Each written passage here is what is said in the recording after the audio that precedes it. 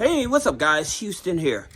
How would you like to find out how a guy managed to take a piece of wood like this and make over $100,000 and he's not doing the work? Well, he's doing a little work, but here's the thing about it.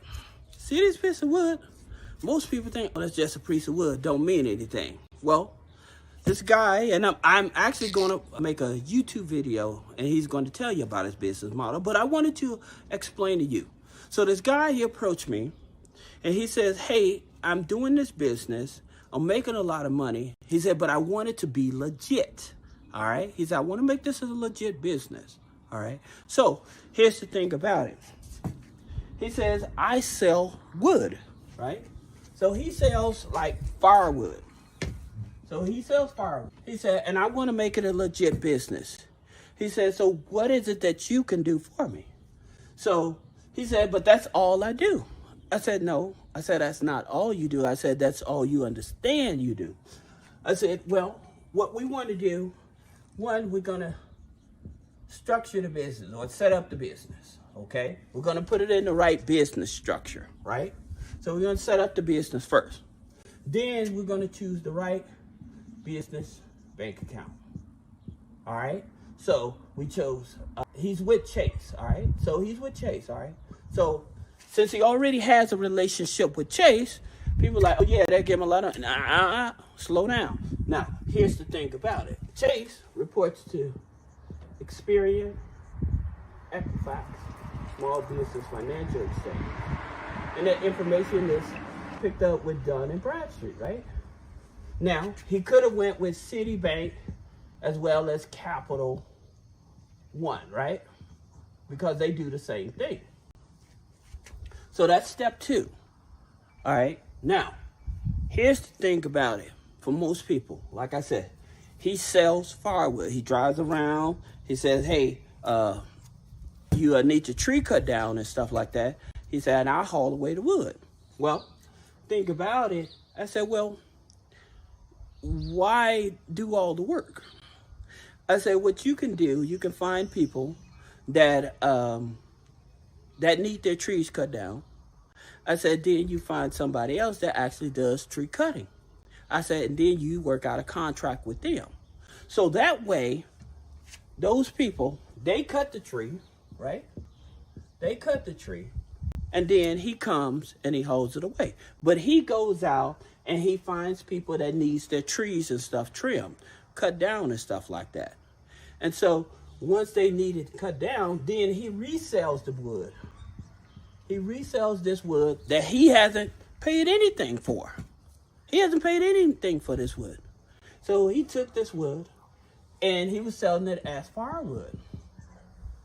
And I said, hey, I said, you can do more with that wood instead of just firewood, because all he was looking at it as a seasonal business. And I said, no, I said, you want to look at it as a year-round business. All right. So where he was just firewood, I said, you want to also offer tree trimming services, right? Because with tree trimming services is a year-round business. So the thing about it, he himself didn't even know that he actually had a growing business model. He just thought in the wintertime, I'll just sell wood.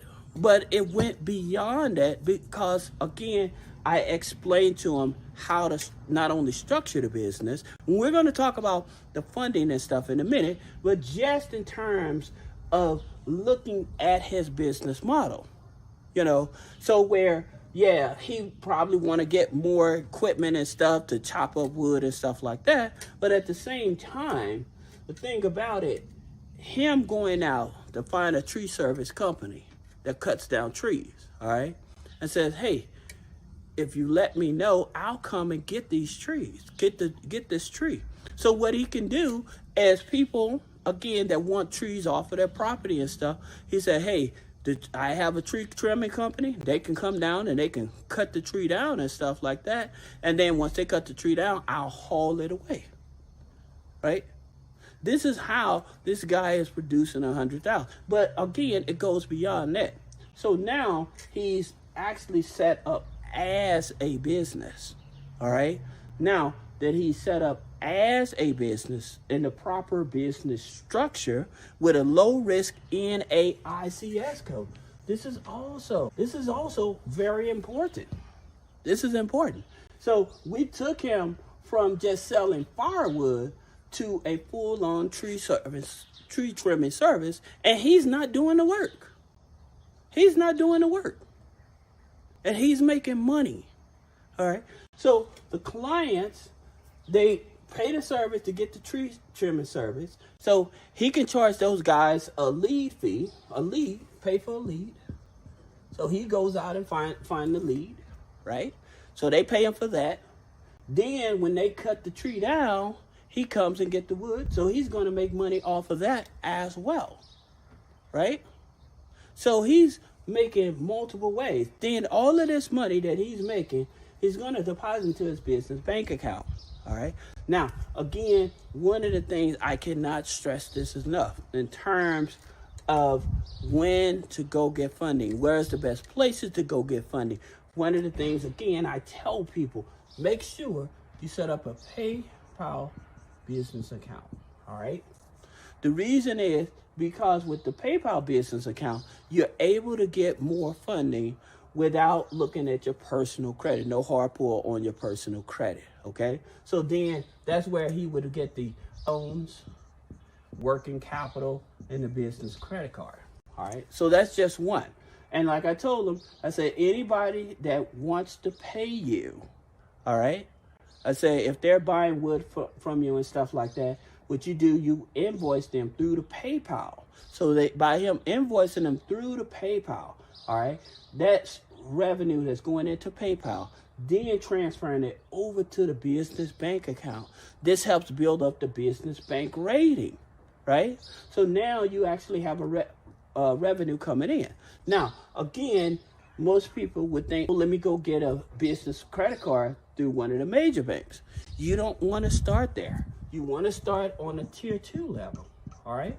So your tier 2 level, again, is like with PNC, BMO, all right, Truist. The reason is because the regional 2 institutions, they'll give you more funding quicker than with the tier 1 because you're still building a relationship. Not saying tier 1 won't give you like a credit card or something like that. The thing about it, they will give you a smaller limit than with your tier 2. All right. Then you would go for your tier 3, which is your credit union. All right.